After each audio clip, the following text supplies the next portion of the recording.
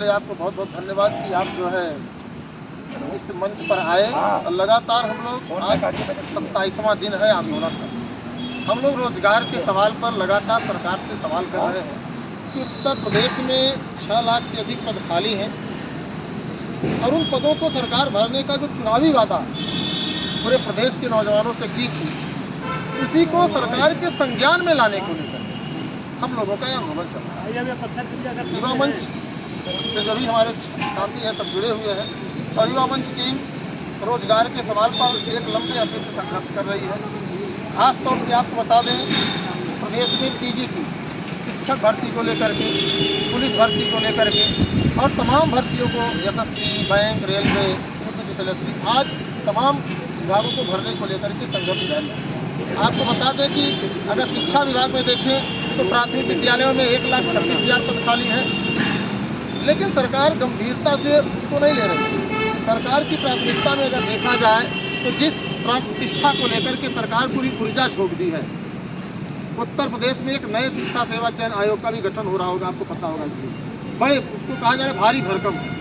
तो हम लोग भी यही चाहते हैं कि जिस तरीके से जनवरी माह में रामलला जी के प्राण प्रतिष्ठा में सरकार पूरी ताकत लगाई है, उसी तरीके से हम लोग चाहते हैं कि जनवरी महीने में ही शिक्षा सेवा चयन आयोग की प्राण प्रतिष्ठा सरकार करेगी, ताकि उत्तर प्रदेश में जो पद खाली हैं उसे सरकार भरने का काम कर सके। प्रदेश में 6 लाख जो पद खाली है उसको तत्काल जो है हम लोग चाहते हैं चुनाव आचार संहिता लगने से पहले विज्ञापित कर दिया जाए।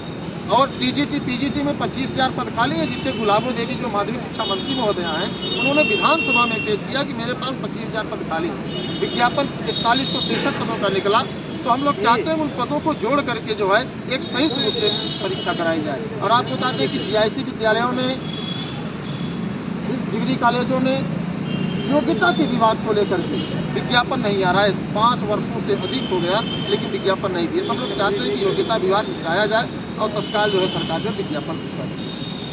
जैसा कि आपने बताया 27 दिनों से आपका ये धरना प्रदर्शन चल रहा है। इन 27 दिनों में आपसे किसी शासन प्रशासन के अधिकारी कर्मचारी ने संपर्क किया? देखिए, तमाम अधिकारी यहाँ पर आए और हम लोगों ने उनको ज्ञापन भी दिया, लेकिन सरकार से भी कोई ठोस आश्वासन नहीं मिला है कि हम ऐसा करने जा रहे हैं। हालांकि सरकार ने 3 वर्ष पुलिस भर्ती विज्ञापन जब जारी किया तो 3 वर्ष की छूट की डिमांड थी हम लोगों की, और सरकार ने आनंद फानंद में 3 साल की छूट दी। और तमाम चीज़ें हैं जो सरकार के संज्ञान में है, लेकिन सरकार गंभीरता से नहीं ले रही है, इसीलिए आंदोलन जारी है। और आपको बता दें कि 12 तारीख को पूरे उत्तर प्रदेश का नौजवान प्रयागराज की धरती से एक बड़ी गर्जना करेगा और सरकार के कानों तक आवाज़ जाएगी। और युवा दिवस भी है उस दिन 12 तारीख को आगे भी जाएगा। 12 तारीख के कि 12 तारीख को आपका ये आंदोलन समाप्त? नहीं, ये तो हम लोग 12 तारीख को अगर सरकार कुछ निर्णय ले लेती है तो हम लोग आंदोलन समाप्त कर देंगे। अगर नहीं निर्णय लेती है तो अनिश्चितकालीन आंदोलन चलता रहेगा, क्योंकि हम लोगों ने अगर सरकार ने ठाना है तो हम लोगों ने भी ठाना है कि जब तक सरकार झुकेगी नहीं हम लोग हटेंगे। बाई चांस मान के चलो, जैसा कि आपने कहा है कि हमारी बातें जब तक मांगे नहीं मानी जाती हैं तब तक हमारा ये कंटिन्यू चलेगा। तो उस बीच में अभी लोकसभा का चुनाव आ रहा है, तो उस चुनाव में क्या आपका आंदोलन प्रभावित करेगा? देखिए, अगर आपको बता दें कि इसके पहले भी कई बार चुनाव हुए और हम लोगों ने सरकार को प्रभावित किया। सरकार पर युवाओं का जो एक दबाव था रहा, और अगर सरकार इस चुनाव से पहले विज्ञापनों को जारी नहीं करती है तो सरकार को खामियाजा भुगतना पड़ेगा। हम लोग गाँव-गाँव, गली-गली निकल करके भाजपा हराओ, देश बचाओ, रोजगार बचाओ अभियान। लेकिन जहाँ तक लोगों का जो मानना है, और आपने भी देखा है, पूरा देश देख रहा है, 2 बार केंद्र सरकार में बीजेपी का आपने जिक्र किया, 2 बार केंद्र सरकार को मौका दिया, 2 बार उत्तर प्रदेश सरकार को मौका दिया।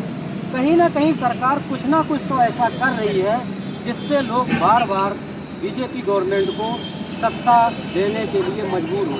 देखिए, मजबूर जो आप कह रहे हैं बात सही है आपकी, लेकिन सच्चाई कहीं न कहीं यह है कि सरकार जो है देश बेचने पर लगी है और आम जनता को ये दिखाया नहीं जा रहा है, दिखाया कुछ अलग जा रहा है। तो आम जनता क्या है समझ नहीं पा रहे। अगर आप क्राइटेरिया देखें तो जो मतदाता हैं बहुत ज़्यादा भारतीय जनता पार्टी को वोट नहीं दे रहे हैं, लेकिन कई ऐसे गुट हैं जो आपस में ही लड़ करके जो है भारतीय जनता पार्टी को वॉक ओवर देंगे। वरना अगर पूरे वोट का सर्कुलेशन देखा जाए, परसेंटेज देखा जाए, सर भारतीय जनता पार्टी जो है आराम से। सर आपने एक क्वेश्चन किया, आंसर दिया है कि भारतीय जनता पार्टी को जनता वोट नहीं दे रही है, तो वो अपनी सीट निकाल कैसे ले जाती है, जीत कैसे जाते हैं? इस पे आप थोड़ा प्रभाव डालेंगे? बिल्कुल बिल्कुल, मैं उसी पर आपको ले जाऊंगा कि वोट इस तरीके से अगर देखिए पूरा 100% होता है, 100% में अगर मान लीजिए भारतीय जनता पार्टी 35% वोट पाती है, तो लगभग 65% मतदाता कहाँ जा रहे हैं?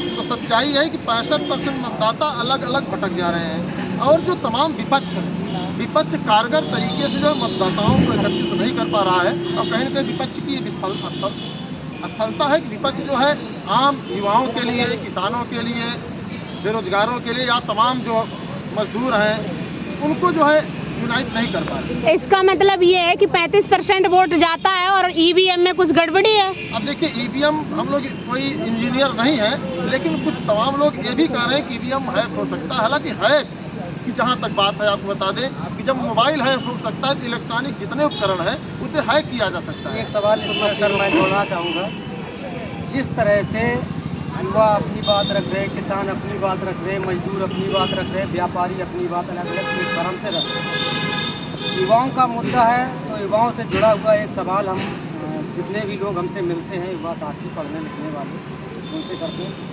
जिस तरह से इस देश में सिस्टम है, कानून है कि कोई भी प्रधान से लेकर राष्ट्रपति तक, प्रधानमंत्री तक की अगर सीट खाली होती है किसी भी तरीके से, तो उसको भरने का 6 महीने का अधिकतम तय है। तो क्या जो सरकारी नौकरियां हैं इस पर कानून नहीं बन सकता है कि जो भी सीट खाली हो उसको 6 महीने के अंदर अंदर भरना ही होगा? तो चलिए, गवर्नमेंट का आप जिक्र कर रहे हैं, कानून बनाने में बहुत आगे है, तो क्या ऐसा कानून नहीं बना सकती है जो हमारे पढ़े लिखे युवाओं के लिए कारगर? देखिए सच्चाई यही है कि यह तो बहुत पहले हो जाना है। तमाम जो आयोग हैं, बोर्ड हैं, वो जैसे ही विज्ञापन निकालते हैं उसकी परीक्षा का एक समय सारणी बना देते हैं कि परीक्षा करा देते हैं। लेकिन दुर्भाग्य है, मैं कानून को कहूँ या सरकार को कहूँ कि सरकार की इच्छा शक्ति ही नहीं है कि उत्तर प्रदेश में या पूरे देश में रोजगार को बढ़ावा दिया जाए। यहाँ पर धर्म, संप्रदाय, जाति, क्योंकि पूरा कुर्सी का खेल है, वो लोग चाहते हैं कि हमको कुर्सी मिल जाए, उसके लिए हमें कुछ न करना पड़े तो नहीं करेंगे। सच्चाई यही है कि जो भी पद खाली हो रहे हैं, जैसा कि आपने कहा, कि वाकई में प्रदेश में ऐसा होना चाहिए, देश में ऐसा होना चाहिए कि अगर पद खाली हो रहे हैं तो उसको तत्काल भरे जाने की व्यवस्था सरकार को करना चाहिए। यहाँ तो दुर्भाग्य है कि जो पद खाली हैं 5-5, 7-7 साल वर्षों तक जो है कि पद ही नहीं भरे जाते, और कभी न्यायालय में, कभी जो है सरकार की इच्छा शक्ति पर सब चीज़ें रुकी रहती हैं। इसी को लेकर के अलग अलग लोग आंदोलन के लिए मजबूर होते हैं। और क्या ये जो हमने सवाल उठाया, ये सवाल युवाओं में होना चाहिए? ये है, युवाओं के जहन में सवाल हमेशा से रहा है। जो भी प्रतियोगी साथी हमारे तैयारी करते हैं वो चाहते हैं कि विज्ञापन आए और तत्काल उसकी परीक्षा हो। जैसा कि बिहार में आपने देखा ना कि 6 महीने के अंदर सारी प्रक्रिया समाप्त हो गई, तो ऐसा हम भी चाहते हैं। लेकिन सरकार पर इसका कोई फर्क नहीं। सरकार नाम बदलने में, कानून बदलने में जितनी तेजी से सक्रियता निभाती है, अगर यही प्रक्रिया जो है प्रदेश में खाली पदों को भरने की प्रक्रिया का सरकार करते, उत्तर प्रदेश में मैं समझता हूँ कि शिक्षा की जो व्यवस्था है और सुदृढ़ होगी और मजबूत होगी, और हमारा देश जो सोने की चिड़िया था, सोने की चिड़िया हो सकता है, अब विश्व गुरु कहलाएगा। लेकिन दुर्भाग्य है कि यहाँ की शिक्षा व्यवस्था को सरकार समाप्त कर रही है। और क्यों कर रही है कि अगर आप पढ़ेगा तो सवाल करेगा, और सवाल सरकारें नहीं चाहती। चलिए, हमसे बात करने के लिए आपका बहुत बहुत धन्यवाद धन्यवाद। सर। तो हमारे साथ युवा साथी थे जो बेरोजगारी के मुद्दे पर बात कर रहे थे, और कहीं ना कहीं सरकार की अनदेखी है, युवा इस देश का भटक रहा है, और सरकार मंदिर और मस्जिद के नाम पर, जातियों के नाम पर लोगों को भरमाने का काम कर रही है, आप देख सकते हैं। इसी के साथ इस वीडियो को समाप्त कर रहे हैं। जय हिंद, जय भारत, जय संविधान।